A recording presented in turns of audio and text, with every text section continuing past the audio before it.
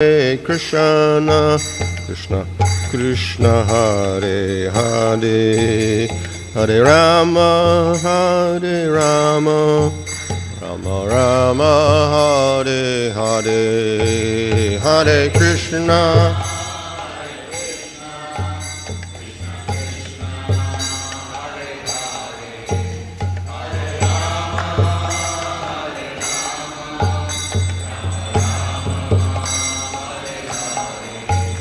Jaya Prabhupada, Prabhupada, Prabhupada, Jaya Prabhupada, Jaya Prabhupada, Jaya Prabhupada, Jaya Prabhupada, Jaya Prabhupada. Jaya Vishma Paramang Parajagacharya Sadasi Sibadesi Bhaktivana Sam Sri Prabhupada Jai Namacharya Thakur Ki Jai. Prem se kaho Sri Krishna Chaitanya Prabhu Nityananda Sri Advaita Gadadhar Shri Gaur Bhaktivinoda Ki Jai Shri Sri Radha Krishna Gopa Gopika Shama Kunda Radha Kunda Giri Govardhan Ki Jai Shri Vrindavan Dham Ki Jai Navadip Dham Ki Jai Gang Shri Manatosi Bhakti Devi Ki Jai Ananda Kodi Vaishnava Vrinda Ki Jai Samaveta Bhakti Vrinda Ki Jai Go Premanandi All glory to some of the bodies, all glory to some of the devotees, all glory to some of the bodies, all glory to Shri Guru and Shri Gauranga, all glory to Shri Prabhupada. Jai. Om Namo Bhagavate Vasudevaya. Om Namo Bhagavate Vasudevaya. Om Namo Bhagavate Vasudevaya. Nama Om Vishnu Padaya Krishna Prasthaya Bhutale Shrimate Bhaktivedanta Swami Nityanamane Namaste Saraswata Deve Gauravani Prachadane Nirvishesha Shunyavadi Paschatya Desha Tadane Sri Krishna Chaitanya Prabhu Nityananda Sri Advaita Gadadhar Shivasni Gaur Bhaktivinoda Hare Krishna Krishna Krishna Hare Hare Hare Rama Rama Rama Hare Hare.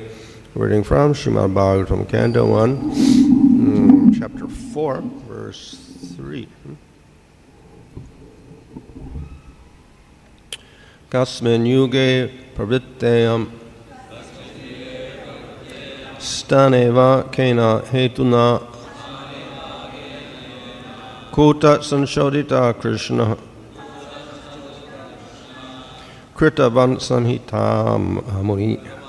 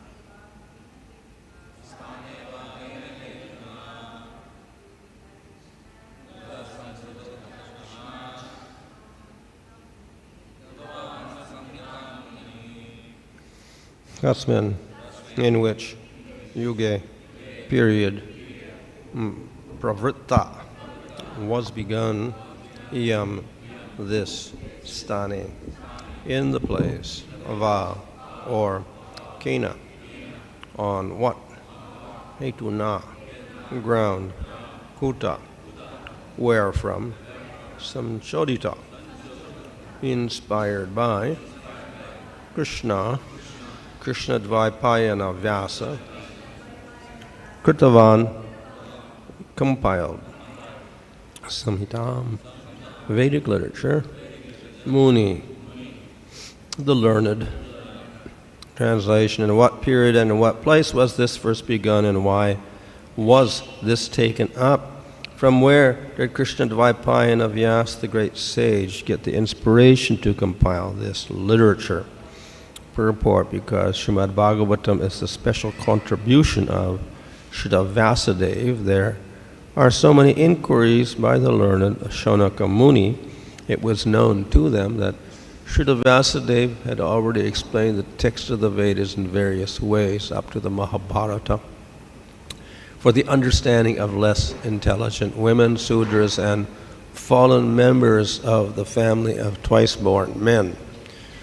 Srimad Bhagavatam is transcendental to all of them because it has nothing to do with anything mundane. So the inquiries are very intelligent and relevant. So this is simply inquiry of Shaunaka to Sutta Goswami to tell the history. வரலாற்றை கூறுமாறு சௌனக ரிஷி சூத கோஸ்வாமியிடம் இங்கே கேட்கிறார். So the previous verse mentioned how there is a tradition of Bhagavatam. Sukadeva heard it from Vyasa, etc. And as I explained yesterday, this is often emphasized that the Bhagavatam comes in a line of traditional speakers. Bhagavatam பாரம்பரியமாக அதை பேசுபவர்கள் வரிசையில் வருகிறது என்பதை எடுத்துரைக்கும் வண்ணம் நேற்றைய வகுப்பில் சுகதேவ கோஸ்வாமி வியாசதேவரிடமிருந்து கேட்டார் என்பதை பற்றி நேற்றைய வகுப்பில் பார்த்தோம். And the assumption here for this authoritative line is that all the people in the line are qualified. இங்கே இந்த அங்கீகரிக்கப்பட்ட வரிசையில் வரும் அனைத்து நபர்களும் தகுதி வாய்ந்தவர்கள் என்று நாம் புரிந்து கொள்ள வேண்டும். And the quality is guaranteed because the speaker inspects the hearer to see that they are qualified. இங்கே தரம் உத்தரவாதமாக வழங்கப்படுகிறது. ஏனென்றால் அதை பேசுபவர் கேட்பவர்களுக்கு தகுதி இருக்கிறது என்பதை உறுதி செய்கிறார். But of course, then the question, well, but what about the first speaker? If he's not qualified, everybody else is going to be unqualified. இங்கே ஒரு கேள்வி எழலாம். ஒருவேளை முதலில் பேசுபவருக்கு மட்டும் தகுதி இருந்து மற்றவர்களுக்கு தகுதி இல்லாவிட்டால் அப்பொழுது அதன் நிலை என்ன? So therefore we start with the topmost person, Kṛṣṇa, and then he's the most qualified, and so everyone after that he judges as qualified becomes qualified. எனவே நாம் மிக உயர்ந்த நபரான கிருஷ்ணனிடமிருந்து தொடங்குகிறோம். அவர் மிக உயர்ந்த நபர், அவருக்கு அனைத்து தகுதிகளும் இருக்கிறது. எனவே அவர் இந்த ஞானத்தை தகுதி வாய்ந்த நபர்களிடம் தான் வழங்குவார். அவ்விதமாக அனைவரும் தகுதி வாய்ந்தவர்கள் என்று நாம் புரிந்து கொள்ளலாம். So this emphasis upon the tradition, the line of authority is always there, and therefore we say there are four authorized Vaishnava Sampradayas. இந்த அங்கீகரிக்கப்பட்ட வரிசை எப்பொழுதும் இருக்கும் காரணத்தினால்தான் நம்மிடம் இந்த 4 அங்கீகரிக்கப்பட்ட வைஷ்ணவ சம்பிரதாயங்கள் இருக்கிறது. And they start out with a very qualified person at the top. அந்த அனைத்து சம்பிரதாயங்களும் மிக மிக தகுதி வாய்ந்த நபர்களை முதன்மையானவராக கொண்டு தொடங்குகிறது. Of course, apart from the Lord, then we have Brahma in our parampara. நம்முடைய பரம்பரையில் கிருஷ்ணருக்கு அடுத்தபட்சமாக பிரம்மதேவரும் இருக்கிறார். And the others may have Lakshmi or Shiva or whatever. Lakshmi, Sivaperuman போன்றவர்கள் ஒவ்வொரு பரம்பரையில் இருக்கிறார்கள். So, in this way, the knowledge is carried on and it is not distorted. இவ்விதமாக இந்த ஞானம் சிதைக்கப்படாமல் பரம்பரை மூலமாக வழங்கப்படுகிறது. We see, of course, that we have different Sampradayas. நம்மிடம் பல்வேறு சம்பிரதாயங்கள் இருப்பதை நாம் பார்க்கிறோம். And though the general principles are the same, there are also differences. பொதுவான கோட்பாடுகள் ஒன்றாக இருந்தாலும் சில வேறுபாடுகளும் உள்ளது. The philosophy has some differences. The dress may be different. The tilak is different. The way they worship deities different. So there are differences also. தத்துவம் சார்ந்த வேறுபாடுகள், உடை சார்ந்த வேறுபாடுகள், திலகம் அணியும் முறையில் வேறுபாடுகள், இவ்விதமாக விக்கிரக வழிபாடு வேறுபாடுகள் என்று சில வேறுபாடுகள் சம்பிரதாயங்களுக்கு மத்தியில் உள்ளது. So, as I said, the basic principles are the same because they are all Vaishnavas, but at the same time we do have differences. நான் கூறியது போல அடிப்படையான கோட்பாடுகள் அனைத்தும் ஒன்றுதான், ஏனென்றால் அனைவரும் வைஷ்ணவர்கள். ஆனால் இங்கே சில வேறுபாடுகளும் உள்ளது. So, with Lord Chaitanya, then he started a line of authorities under him with the Goswamis. Chaitanya Mahaprabhu தனக்கு கீழே ஒரு அங்கீகரிக்கப்பட்ட சம்பிரதாயத்தை உருவாக்கினார். அதில் கோஸ்வாமிகள் இருக்கிறார்கள். And therefore we have the teachings of Chaitanya Mahaprabhu recorded by the Goswamis, who, and then this is passed down in succession. Chaitanya மகாபிரபுவின் போதனைகள் கோஸ்வாமிகள் வழியாக குருசீடர் பரம்பரை மூலமாக மக்களுக்கு வழங்கப்படுகிறது. And in this way we get the philosophy of Lord Chaitanya intact. இவ்விதமாக சைத்தன்ய மகாபிரபுவின் தத்துவங்கள் அப்படியே மாறாமல் நமக்கு கிடைக்கிறது. So we notice that this is a parampara of shiksha. நமக்கு தெரியும் இது ஒரு சீக்ஷை பரம்பரையாகும். It is not a diksha parampara. It is carrying on the teachings, and that's quite obvious. இது தீட்சை பரம்பரை அல்ல, இங்கே போதனைகள் தான் குருசீடர் பரம்பரை மூலமாக வழங்கப்படுகிறது. So in this way we have within our Sampradaya we have an acceptance of Bhagavatam as the authority. இவ்விதமாக நம்முடைய சம்பிரதாயத்தில் பாகவதத்தை அங்கீகரிக்கப்பட்ட விஷயமாக ஏற்கிறோம். So the scripture Bhagavatam, therefore the tradition is carried on within Lord Chaitanya's line. சாஸ்திர பாகவதம் மற்றும் அந்த பாரம்பரியமானது சைத்தன்ய மகாபிரபு உருவாக்கிய பரம்பரையில் தொடர்ந்து பாதுகாக்கப்பட்டு வருகிறது. We'll see in the different Sampradayas they will have different scriptures which they emphasize. பல்வேறு சம்பிரதாயங்கள் பல்வேறு சாஸ்திரங்களை வலியுறுத்துவதை நாம் பார்க்கிறோம். And this accounts for some of the differences that they have in their philosophy or conduct and worship.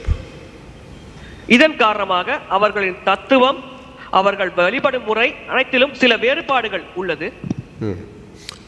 But even if one accepts Bhagavatam, there may be differences. ஆனால் ஒருவர் பாகவதத்தை ஏற்றாலும் அங்கும் சில வேறுபாடுகள் இருக்கலாம். So the followers of Vallabha also accept Bhagavatam, but then slightly different. வல்லபாச்சாரியாரை பின்பற்றுபவர்களும் பாகவதத்தை ஏற்கிறார்கள், ஆனால் சில வேறுபாடுகள் உள்ளது. So in this way the parampara comes through a sampradaya and is carried on, and we carry on the teachings to the present day. இவ்விதமாக இந்த போதனைகள் சம்பிரதாயங்கள் மூலமாக வழங்கப்படுகிறது. தற்பொழுது இருக்கும் காலம் வரை இது தொடர்ந்து வழங்கப்பட்டு கொண்டே இருக்கிறது. So I mentioned that we take the Bhagavatam as the principal scripture carried on. நான் முன்பே குறிப்பிட்டது போல பாகவதம் தான் பிரதானமான சாஸ்திரமாக கருதப்படுகிறது. And of course other people can also read Bhagavatam. They may come out with other ideas. So then the ideas that are presented in the Bhagavatam are according to our acharyas. பலர் பாகவதத்தை படித்து பல யோசனைகள் பெறலாம். எனவே பாகவதத்தில் வழங்கப்பட்டுள்ள யோசனைகள் அனைத்தும் நம்முடைய ஆச்சாரியார்கள் நமக்கு வழங்கியது. So our acharyas say that the main thing of Bhagavatam is Kṛṣṇastu Bhagavan Swayam, Kṛṣṇastu Bhagavan Swayam. So we take that as the main statement. நம்முடைய ஆச்சாரியார்கள் பாகவதத்தில் கிருஷ்ணஸ்து பகவான் ஸ்வயம் என்று குறிப்பிடுகிறார். எனவே அதை பிரதானமான வாக்கியமாக நாம் கருதுகிறோம். And based on that then Krishna is the object of worship. அதன் அடிப்படையில் கிருஷ்ணர் தான் வழிபடத்தக்க நபராவார். But how do we realize Krishna? ஆனால் நாம் எப்படி கிருஷ்ணரை உணர்வோம்? So this question is dealt with many times in the Srimad Bhagavatam. இந்த கேள்வி ஸ்ரீமத் பாகவதத்தில் அடிக்கடி கையாளப்படுகிறது. And as in the Bhagavad Gita, other processes are also mentioned. So we get karma yoga, jnana yoga, and ashtanga yoga also mentioned. பகவத்கீதையில் குறிப்பிடப்பட்டுள்ளது போல் மற்ற வழிமுறைகளும் இங்கே குறிப்பிடப்படுகிறது. கர்மயோகம், ஞான யோகம், அஷ்டாங்க யோகமும் இங்கே குறிப்பிடப்படுகிறது. In the Bhagavatam, however, we'll find many more details about karma yoga and ashtanga yoga and jnana given in Bhagavatam. பாகவதத்தில் கர்மயோகம், அஷ்டாங்க யோகம், ஞான மார்க்கத்தை பற்றி விவரமாக விளக்கப்பட்டுள்ளது. But we should not get distracted by all of these detailed descriptions. இந்த விரிவான விளக்கங்களால் நாம் கவனச்சிதறல் அடையக்கூடாது. Because the conclusion always is give up all dharmas and simply surrender unto Krishna. ஏனென்றால் இறுதியான முடிவு அனைத்தையும் கைவிட்டு கிருஷ்ணரிடம் சரணடைவதே. And this is repeated over and over in the Srimad Bhagavatam. இது ஸ்ரீமத் பாகவதத்தில் மீண்டும் மீண்டும் கூறப்படுகிறது. So this is one of the techniques of showing the conclusion. இது இறுதி முடிவை வெளிப்படுத்தும் ஒரு யுக்தியாகும். That is repetition. அதாவது மீண்டும் மீண்டும் கூறுவது. Or we call it abhyasa. அல்லது அதை அபியாசா என்று அழைக்கிறோம். And of course we'll have what we call the introductory statement and concluding statements also. Upakrama and conclusion. So all of these should be the same. அறிமுக வாக்கியம், முடிவான வாக்கியம் இரண்டும் ஒன்றாக இருக்க வேண்டும். So we'll see that the initial statement is Krishna is supreme, end statement Krishna is supreme, process is bhakti, and repetition throughout. முதல் வாக்கியம் கிருஷ்ணரே பரமபுருஷ பகவான், இறுதியான வாக்கியமும் அதுதான். பக்திதான் வழிமுறை. இந்த வாக்கியங்கள் மீண்டும் மீண்டும் அங்கே வலியுறுத்தப்படுகிறது. Now throughout the Bhagavatam we'll see counter statements. Bhagavatam முழுவதும் இது போன்ற வாக்கியங்கள் இருப்பதை நாம் பார்க்கலாம்.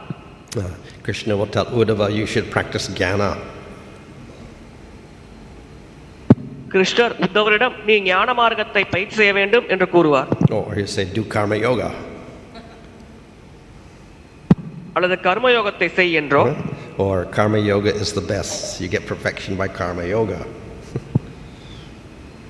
அல்லது கர்மயோகம் தான் சிறந்தது, அதன் மூலம் பக்குவ நிலை அடையலாம் என்றோ. But we have to see the conclusive statements. இவ்விதமாக அவர் கூறியிருந்தாலும் இறுதியான வாக்கியங்களை தான் நாம் கருத்தில் கொள்ள வேண்டும். So therefore, though we may get a little bewildered by all these different statements, if we closely analyze Bhagavatam, we can understand the real meaning. இது போன்ற வாக்கியங்களால் நாம் சற்று குழப்பம் அடைந்தாலும் நாம் கூர்ந்து கவனித்து ஆராய்ந்தால் பாகவதத்தின் உண்மையான அர்த்தத்தை நாம் புரிந்து கொள்ளலாம். Unfortunately, though Vedas made things clear, still we cannot understand. So therefore, the acharyas come and they explain things again. வேதவியாசர் தெளிவாக நமக்கு எடுத்துரைத்தாலும் நம்மால் புரிந்து கொள்ள முடியாத துரதிர்ஷ்டவசமான சூழ்நிலையில் நாம் இருக்கிறோம். இதன் காரணமாக ஆச்சாரியார்கள் இன்னும் தெளிவான விளக்கத்தை நமக்கு தருகிறார்கள். So it is that message coming down in parampara from Krishna to Brahma to Narada to Vyasa, etc., Sukadev, that same message comes down to us. கிருஷ்ணரிடமிருந்து பிரம்மதேவர், அவரிடமிருந்து நாரதர், அவரிடமிருந்து சுகதேவ கோஸ்வாமி, அந்த ஒரே செய்தியானது குரு சீடர் பரம்பரை மூலமாக நம்மை வந்து சேர்கிறது. And therefore we should not be confused by all of these other statements that come up in Bhagavatam or in other literatures as well. எனவே பாகவதம் மற்றும் வேறு பல சாஸ்திரங்களில் கொண்டுள்ள வாக்கியங்கள் மூலமாக நாம் குழப்பமடையக்கூடாது. So the object of worship is Kṛṣṇa. வழிபடத்தக்க நபர் பகவான் கிருஷ்ணரே ஆவார். That is, Kṛṣṇa is the goal. கிருஷ்ணர் தான் இலக்கு ஆவார். And the way to attain him is bhakti yoga and no other process. அவரை அடையும் வழிமுறை பக்தி யோகம் தான், வேறு எந்த வழிமுறையும் அல்ல. So if that's our principle, then all the other things may be there, but we should not be confused by them. இது நம்முடைய கோட்பாடு. வேறு பல விஷயங்களும் இருக்கலாம், ஆனால் அதனால் நாம் குழப்பமடையக்கூடாது. And any other statements, any other principles, any other modes of conduct have to be in line with the main principles. வேறு கோட்பாடு, வேறு வழிபடும் முறை, இவை அனைத்தும் பிரதான கோட்பாட்டின் ஒத்து அமைய வேண்டும். And this will help us solve all of the problems of interpretation or whatever that may come up. இது தவறாக நாம் அர்த்தத்தை கற்பிக்கும் பிரச்சனையை தீர்த்து வைக்கும், அந்த வழிமுறையில் ஏற்படும் பிரச்சனைகளை தீர்த்து வைக்கும். Okay, Hare Krishna.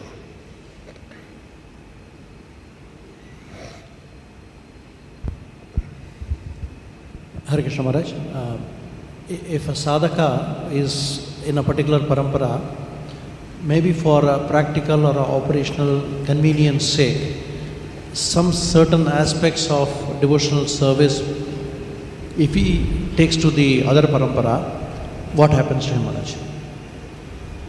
If he takes to ஒரு குறிப்பிட்ட பரம்பரையில் வரும் சாதகர் சௌகரியம் காரணமாக அந்த பரம்பரையில் இருக்கும் விஷயத்தை மற்ற பரம்பரைக்கு எடுத்து சென்றால் அதன் அவரின் கதி என்ன? Yeah, I mean he's sticking within the devotional service. Maybe some aspects of devotional service, if he's just taking to the other sampradaya, if it is not a particular sampradaya, the other sampradaya, what happens to him? How does it come out? Yeah, well, we can take anything from anywhere, like the honeybee, but it should not interfere with the main conclusions that we have. தேனியை போன்று எதை வேண்டுமானாலும் எதனிடமிருந்தும் எடுக்கலாம், ஆனால் அது பிரதான முடிவோடு ஒத்து போக வேண்டும், அதில் தலையிடக்கூடாது. So philosophical conclusions should not be mixed. அந்த இறுதி முடிவு கலப்படமடையக்கூடாது. And then practice, the bhakti should not get mixed up with karma or jnana or anything else. அவர் செய்யும் பக்தி பயிற்சியானது கர்மம், ஞானம் போன்ற மார்க்கங்களில் கலப்படமடையக்கூடாது. Sri Chaitanya Mahaprabhu given us philosophy, this Achintya Bhedaveda Tattva. Sri Chaitanya Mahaprabhu given us philosophy, Achintya Bhedaveda Tattva.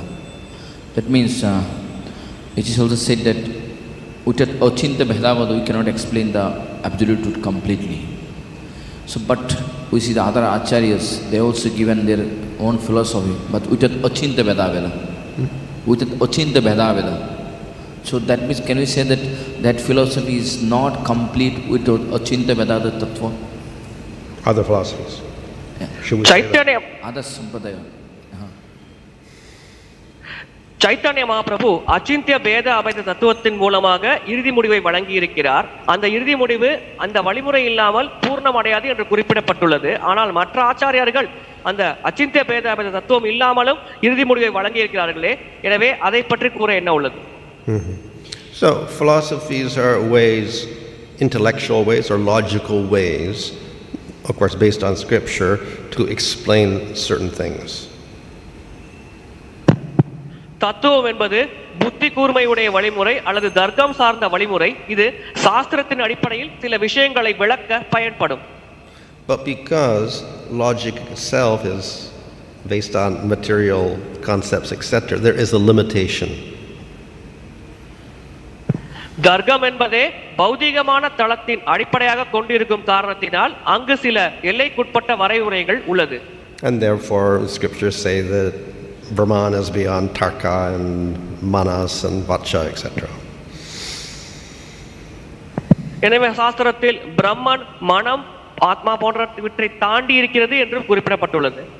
So then the solution is, okay, we'll accept the scripture. இறுதியான தீர்வு சாஸ்திரத்தை ஏற்பது. But then Scripture says various things. ஆனால் சாஸ்திரம் பல விஷயங்களை எடுத்துரைக்கிறது. And then we have to use logic to try to make sense of it. அதை சரியாக புரிந்து கொள்ள நாம் தர்க்கத்தை பயன்படுத்த வேண்டும். And thus we get different Sampradayas, and we'll get even counter things like Shankara's philosophy coming out of that. இதன் காரணமாகத்தான் பல்வேறு சம்பிரதாயங்கள் தோன்றுகிறது. சில சமயங்களில் சங்கராச்சாரியரின் தத்துவம் கூட இதன் அடிப்படையில் உருவாகிறது. But at least we distinguish between the true and the untrue. குறைந்தபட்சம் உண்மைக்கும் உண்மை இல்லாதவற்றிற்கும் நாம் வேறுபாட்டை பார்க்கிறோம். And we accept the world as real and jivas as real. இந்த உலகம் உண்மையானது, ஜீவாத்மாக்கள் உண்மையானது என்று நாம் ஏற்கிறோம். So therefore we will accept all of the Vaishnava conclusions, whatever sampradaya. எந்த சம்பிரதாயமாக இருந்தாலும் வைஷ்ணவர்களின் இறுதி முடிவை நாம் ஏற்கிறோம்.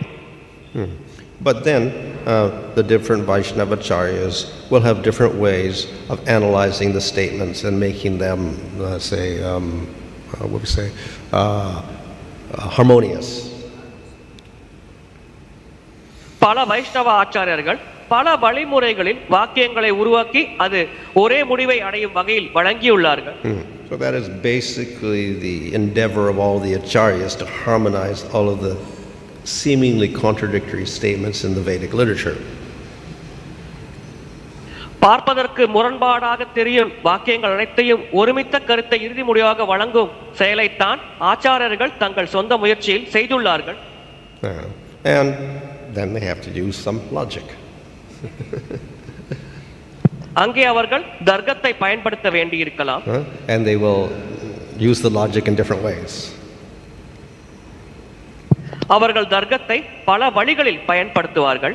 At the end of the Bhagavatam there is these questions. Well, some say there are 2 elements, 1 element, 5 elements, 16 elements, 25 elements, 26 elements, 24 elements. What? How could we get so many opinions? பாகவத்தின் இறுதியில் கேள்வி எழலாம். சிலர் 2 மூலக்கூறுகள் உள்ளது, 16 மூலக்கூறுகள் உள்ளது, 32 மூலக்கூறுகள் உள்ளது என்று பல வகையான கருத்துக்களை கூறுகிறார்களே என்ற ஒரு கேள்வி நம் மனதில் எழலாம். And the answer is that you can analyze in different ways and you can make different categories according to your intelligence, and it's not completely incorrect, it's just a different way of looking at it. இதற்கான பதில் உங்கள் புத்தி கூர்மைக்கு ஏற்ப நீங்கள் பல வழிகளில் ஆராய்ந்து பல வழிகளில் அந்த பௌதிக மூலக்கூறுகளை வகைப்படுத்தலாம். இதை தவறு என்று யாரும் கூற முடியாது. So in this way the various Vaishnavacharyas solve this problem of how the Lord is related to Achit world. That's the basic question they have to deal with. இவ்விதமாக வைஷ்ணவ ஆச்சாரியர்கள் பகவான் எப்படி இந்த அச்சித் உலகத்தோடு தொடர்புடையவராக இருக்கிறார் என்பதை விளக்குகிறார்கள். இதுதான் அவர்கள் பதில் தர வேண்டிய அடிப்படையான கேள்வியாகும். So everyone accepts world is real, but how does it relate with the Supreme Lord who is beyond the gunas, etc.? So they'll have a Dvaita philosophy, a Vishishtadvaita philosophy, a Sañcoditaḥ philosophy, different ways of explaining it. உலகம் உண்மையானது, ஆனால் இந்த உலகத்திற்கு அப்பாற்பட்ட பகவானோடு எப்படி இந்த உலகம் தொடர்புடையது என்பதை புரிந்து கொள்ளத்தான் துவைத்த தத்துவம், அத்வைத தத்துவம், அச்சிந்த பேத அபேத தத்துவம் போன்ற தத்துவங்கள் உள்ளது. And the goal is in all cases to keep the Lord completely independent, separate, uncontaminated, but in control of everything. அனைத்து வழிகளிலும் இறுதியான இலக்கு என்னவென்றால் பகவான் சுதந்திரமானவர், களங்கமடையாதவர், அனைத்திலிருந்தும் தனித்திருப்பவர், அனைத்தையும் கட்டுப்படுத்துபவர் என்று புரிந்து கொள்வது, அதோடு அனைத்திலிருந்தும் சுதந்திரமாக செயல்படக்கூடியவர் என்பதையும் புரிந்து கொள்வது. So they end up with these different ways of doing it in their philosophy. எனவே அவர்கள் தங்கள் தத்துவத்தை பயன்படுத்தி இந்த இலக்கை அடைய பல வழிகளில் முயற்சிக்கிறார்கள். Bhaktivinoda Thakur makes the point that in doing so, we have to minimize some statements of Scripture and maximize other statements. Bhaktivinod Thakur குறிப்பிடுகிறார், இதை செய்யும் பொழுது சாஸ்திரங்களில் தரும் சில வாக்கியங்களை நாம் குறைவாக பயன்படுத்த வேண்டும், சில வாக்கியங்களை அதிகமாக பயன்படுத்தி அதை வலியுறுத்த வேண்டும் என்று. In other words, some statements are relative, some are absolute. உதாரணத்திற்கு சில வாக்கியங்கள் பூர்ணமானதாக இருக்கும், சில வாக்கியங்கள் சார்புடையதாக இருக்கும். But if we take Achinta Bheda Bhed philosophy, we do not have to minimize any statement. ஆனால் அச்சிந்த பேத அபேத தத்துவத்தை பொறுத்தவரையில் நாம் எந்த வாக்கியத்தையும் குறைவாக பயன்படுத்த வேண்டிய அவசியம் இல்லை. So then Bhaktivinoda Thakur says that is a better argument because we can take all the statements and we come up with a proper conclusion also without minimizing any statement. Bhaktivinoda Thakur அது ஒரு சிறப்பான வாதம் என்று குறிப்பிடுகிறார். ஏனென்றால் நாம் எந்த வாக்கியத்தையும் குறைக்க வேண்டிய அவசியம் இல்லை, வாக்கியங்களை அப்படியே எடுத்துக்கொள்ளலாம். Hare Krishna Maharaj. Maharaj, this question relates to the previous question by Rangakrishna Prabhu. There are certain stages of life and there are certain rituals have to be performed at that stage, and I've seen that at least here in South India, devotees depend a lot on the purohits from other sampradayas. What? The purohits from other sampradayas to perform those rituals. Now in Gaudia Vaishnava, we have a laser focus on our goal, on our prayojan. But very important rituals like the end of life ritual, so they may not be actually doing all those rituals in context of our prayojan. And sometimes I've also seen that some other purohits are also called, so they will be talking about pitras and other things. So then, whole of our life we are trying to move in some direction, and the rituals, if they still work, they are pushing in some other direction. So how will then what we should be doing? So that's for Shraddhas. Gaudia Shraddhas, and also at different stages of life. Even marriages, we see that we don't really have such ritualistic performances within our society. நாம் கௌடிய வைஷ்ணவர்களாக இருந்தாலும் சடங்குகள் என்பதை பொறுத்தவரையில் நாம் கடைபிடிக்கும் வழிமுறை நம்முடைய பரம்பரையை சார்ந்தல்லாமல் வேறு வழிமுறையை சார்ந்திருக்கிறது. உதாரணத்திற்கு திருமண சடங்கு அல்லது ஒருவர் தன் உடலை விடும் பொழுது அவருக்கு செய்ய வேண்டிய சடங்கு போன்ற சடங்குகள் நம்முடைய வழிமுறையை சாராமல் இருக்கிறது. இதை நாம் எப்படி புரிந்து கொள்வது? So rituals from Vedas and samskars, etc. Are not covered by the Goswamis anywhere. வேதங்கள் மற்றும் சம்ஸ்காரங்களில் இருக்கும் சடங்குகளை பற்றி கோஸ்வாமிகள் எங்கும் எதுவும் குறிப்பிடவில்லை. Except there is one work discovered by Bhaktivinoda Thakur by Gopal Bhatta Goswami, the Sakriya Dipika and Samskar Dipikas. சம்ஸ்கார Deepika போன்ற ஒரே ஒரு செயல்பாட்டை பக்திவினோத தாக்கூர் அவர்கள் நம்முடைய ஆச்சாரியர்கள் வழங்கியுள்ளதை கண்டறிந்துள்ளார். Explanation there is that the samskars are there, but then they have elements in which they worship devatas, etc. So the Gaudiya Vaishnava doesn't really want to do that. So then the samskar is presented where worship of the Supreme Lord and the Vaishnavas is presented instead of worshipping devatas. So then there is some sort of procedures for that. அங்கே தரப்பட்டுள்ள விளக்கம் என்னவென்றால், இது போன்ற சம்ஸ்காரங்கள் பெரும்பாலாக தேவர்களை மையமாக வைத்து செய்யப்படுகிறது. அது போன்ற சம்ஸ்காரங்களை கௌடிய வைஷ்ணவர்கள் செய்வதில்லை. பரமபுருஷ பகவானை மையமாக வைத்து செய்யப்படும் சம்ஸ்காரங்களை கௌடிய வைஷ்ணவர்கள் கடைபிடிக்கிறார்கள். So he goes through all the samskars, except he does not do the Shraddha ceremony. அவர் அனைத்து சம்ஸ்காரங்களையும் கடைபிடிக்கிறார். அந்த இறுதியான முடிவுதான் மாறுபடுகிறது. But he does have a death ceremony for the Babaji. That's all. இந்த மரணத்தின் பொழுது கடைபிடிக்கும் சடங்கு மட்டும்தான் கடைபிடிப்பதில்லை. ஆனால் பாபாஜி போன்றவர்கள் இந்த உடலை விடும் பொழுது அந்த வகையில் அவர்களுக்கு அந்த சடங்கானது செய்யப்படுகிறது.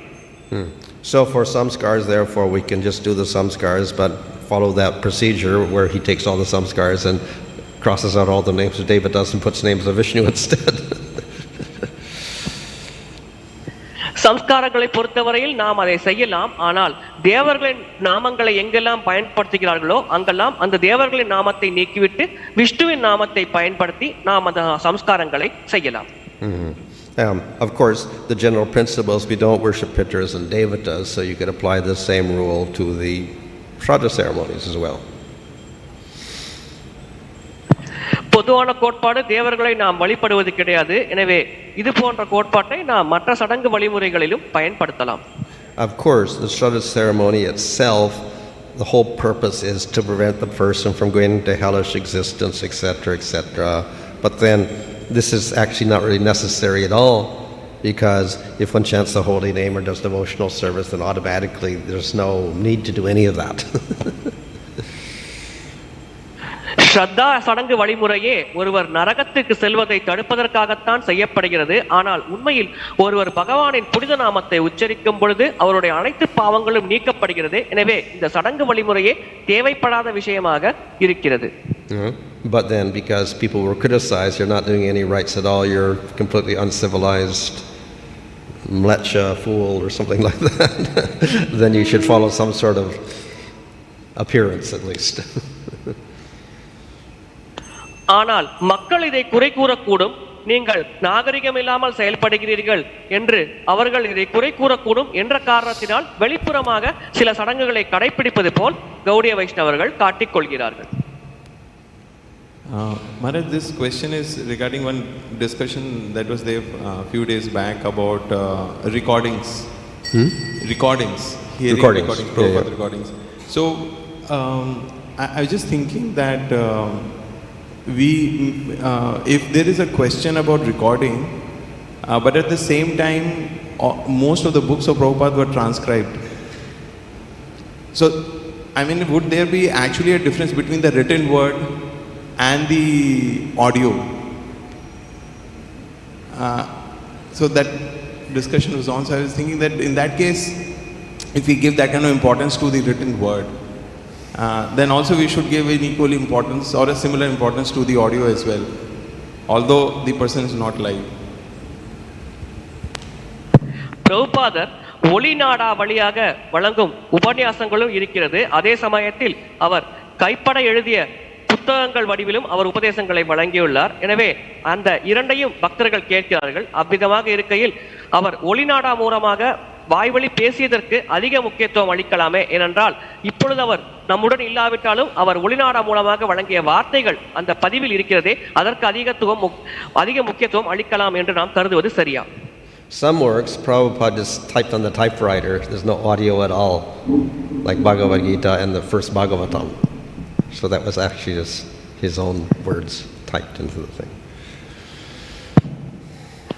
பகவத்கீதை, பாகவதம் போன்ற சாஸ்திரங்களை எழுதும் பொழுது பிரபுபாதர் தட்டச்சு வழிமுறையை பயன்படுத்தி இருக்கிறார். அங்கே அவர் தன்னுடைய வார்த்தைகளை ஒளி மூலமாக வழங்கவில்லை. Then we get the introduction of the dictaphone. அதன் பிறகு அறிமுக உரையானது வழங்கப்படுகிறது. Then there's a double process of transcription, one through the dictaphone, and from the dictaphone somebody hears that, then he types it out. இது இரண்டு முறை ஒரே செயலை செய்வது. டிக்டபோனுக்கு அவர் தன்னுடைய வார்த்தைகளை வழங்குகிறார். அந்த டிக்டபோன் மூலமாக ஒருவர் அந்த வார்த்தைகளை கேட்டு அதை தட்டச்சு முறையில் டைப் செய்கிறார். And of course even the dictaphone audio was not so good at that time. அந்த சமயத்தில் டிக்டபோனில் இருக்கும் ஒளியின் தரமும் அவ்வளவு சரியானதாக அமையவில்லை. And then using the dictaphone, there's no chance of correction at all, because you just simply have to say something and stop it, and then say something and stop it. So there's no way of going back and correcting something you said before. So there's a little problem there. அந்த டிக்டபோனை பயன்படுத்தும் பொழுது இன்னொரு பிரச்சனையும் உள்ளது. தவறாக ஏதேனும் நாம் கூறிவிட்டால் அதை திருத்த முடியாது. நாம் ஒரு வாக்கியம் பேச வேண்டும், நிறுத்த வேண்டும், பிறகு அடுத்த வாக்கியத்தை பேச வேண்டும். ஏதேனும் தவறாக பேசினால் மீண்டும் அந்த இடத்திற்கு சென்று அந்த பதிவை நீக்கி சரியாக பதிவு செய்யும் வசதி அந்த டிக்டபோனில் கிடையாது. And then when he stopped and started the dictaphone, some of the words get cut off each time. So then people have to guess what the words are, and then they have to type something in. அவர் டிக்டபோனில் பதிவு செய்யும் பொழுது ஒரு வாக்கியத்தை தொடங்கி முடித்து அடுத்த வாக்கியத்தை தொடங்கும் பொழுது அது சில இடங்களில் அழிந்து விடுகிறது. எனவே அந்த வார்த்தைகள் சரியாக கேட்காத காரணத்தினால் அதை தட்டச்சு முறையில் டைப் செய்யும் நபர்கள் தங்களுடைய யூகத்தை பயன்படுத்தி அந்த வார்த்தைகளை நிரப்பிக்கொள்ள வேண்டிய நிலையும் உள்ளது. So then somebody types everything in, he may or may not hear properly or may not guess properly also, but he puts something in there, and then somebody takes that and re-edits that. So we get a 3 or 4 stage process there of coming out with a final product. So what was the original intentions? Maybe something gets lost there, obviously. ஒருவர் அதை முதலில் தட்டச்சு முறையில் type செய்கிறார், அதன் பிறகு அடுத்து இன்னொரு நபர் எடுத்து அதை மீண்டும் பதிவு செய்கிறார். இவ்விதமாக ஒரு நபரிடமிருந்து இன்னொரு நபருக்கு கைமாறும் பொழுது உண்மையாக பிரபுபாதர் கூறிய செய்தியானது சற்று மாறுபடலாம். So where they get really puzzled, then they would go back to Prabhupada and say, well, what does this mean? And then he would clarify. அவர்களுக்கு அதிகமான குழப்பம் ஏற்படும் பொழுது நேரடியாக பிரபுபாதரிடம் சென்று இதற்கான அர்த்தத்தை அவர்கள் கேட்பார்கள். அப்பொழுது பிரபுபாதர் அதை தெளிவுபடுத்துவார். But when the final product came out, he didn't go over every word and read everything and see if it was correct also. So he didn't do a real thorough check of the final product. ஆனால் இறுதியாக அது வெளியிடப்படும் பொழுது பிரபுபாதர் அதை நேரடியாக சென்று அது சரியாக இருக்கிறதா என்று சரிபார்க்கவில்லை. எனவே அதில் தவறுகள் இருக்கிறதா என்பதை பிரபுபாதர் நேரடியாக அந்த இறுதியான வடிவத்தில் வழங்கப்பட்டுள்ள விஷயத்தை பூர்ணமாக முழுமையாக சரிபார்க்கவில்லை. And then in Chaitanya Charitamrita, because there was a deadline to do it real quickly, in many cases they didn't get time to check even with Prabhupada on doubtful places. So Chaitanya சரிதாமிர்தம் போன்ற விஷயங்களை இயற்றும் பொழுது அவர்களுக்கு நேரம் குறைவாக இருந்த காரணத்தினால் தாங்கள் செய்த செயல் சரியாக உள்ளதா என்று பிரபுபாதரிடம் கூட அவர்களால் சரிபார்க்க முடியவில்லை. So therefore there is some, let's say, question about what is the authenticity of some of those statements. சில வாக்கியங்கள் எந்த வகையில் சரியாக அங்கீகாரம் கொண்டிருக்கிறது என்பதில் நமக்கும் சில கேள்விகள் உள்ளது.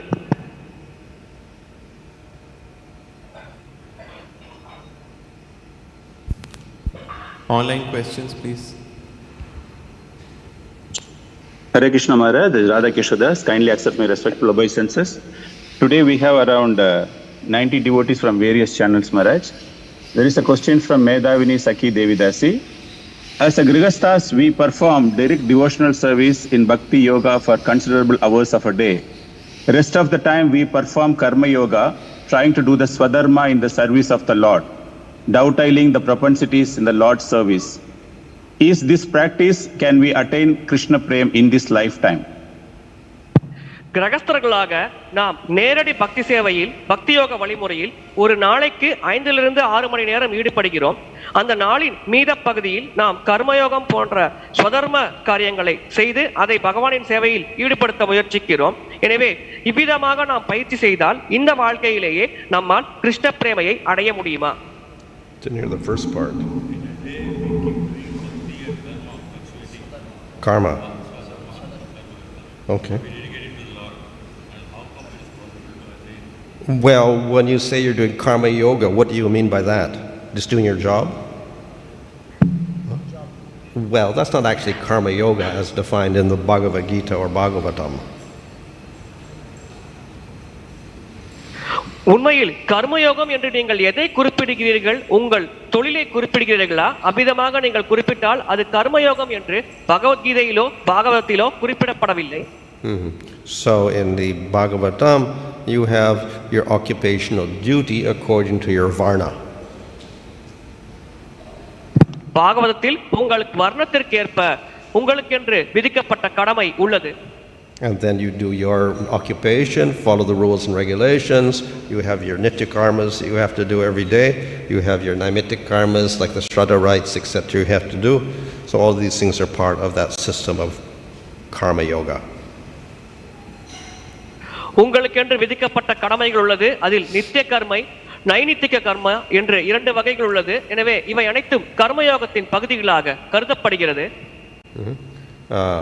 So one can do that, and definitely that's what people did in ancient times. They had to support their bodies and their families. Most people were grihastas.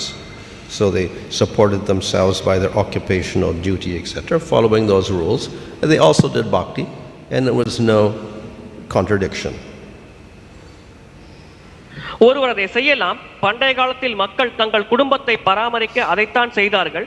அதை செய்து கொண்டு அதோடு சேர்த்து பக்தி யோகத்தையும் செய்தார்கள். இங்கே முரண்பாடுகள் ஏற்படாத வரையில் எந்த பிரச்சனையும் இல்லை. We see that Lord Chaitanya's followers did the same thing. பகவான் சைத்தன்யரை பின்பற்றுபவர்களும் இதே விஷயத்தை செய்ததை நாம் பார்க்கலாம். However, nowadays, people have to also, most of the people are married and have families and have to support themselves and their families, but they're not really following any swadharma as such. If you're a Brahmana, you have to teach the Vedas. Nobody's teaching the Vedas as a profession and getting donations, not even charging. Who does that? Nobody. So the Brahman is not doing his swadharma. தற்காலத்தில் கிரகஸ்தர்களாக பலர் இருந்தாலும் அவர்கள் இந்த சுதர்மத்தை சரியாக கடைபிடிப்பதில்லை. உதாரணத்திற்கு பாகவதத்தை செய்து அதற்காக அவர்கள் கட்டணம் வாங்குவதும் இல்லை. எனவே யாரும் சரியாக சுதர்மத்தை இப்பொழுது கடைபிடிப்பதில்லை. So most people are not doing their svadharma or whatever like that, according to birth at least. குறைந்தபட்சம் பிறப்பின் அடிப்படையில் யாரும் தங்கள் சுதர்மத்தை சரியாக கடைபிடிப்பதில்லை. But they do have to survive, so therefore they're working at something. ஆனால் வாழ்வாதாரத்திற்காக அவர்கள் ஏதேனும் ஒரு தொழிலை செய்கிறார்கள்.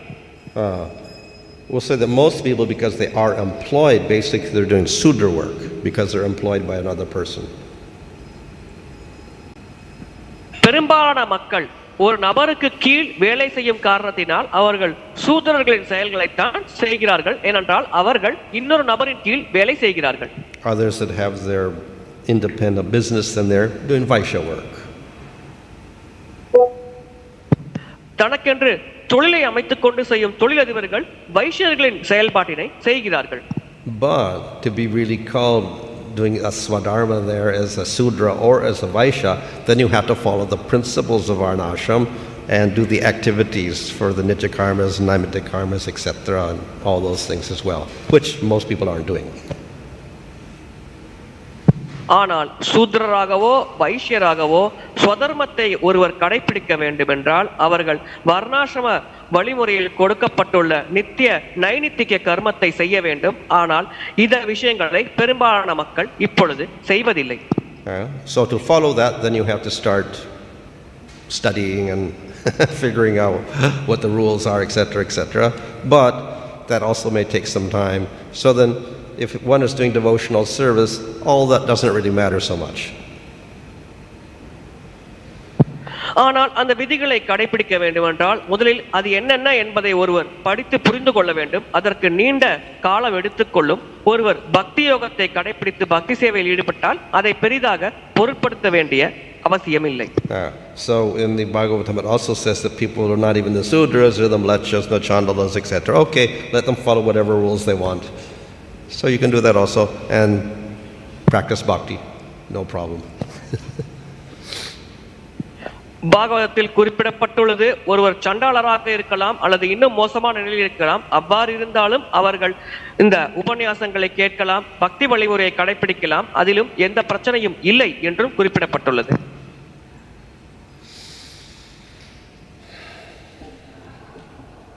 Hare Krishna. No further questions, Maharaj.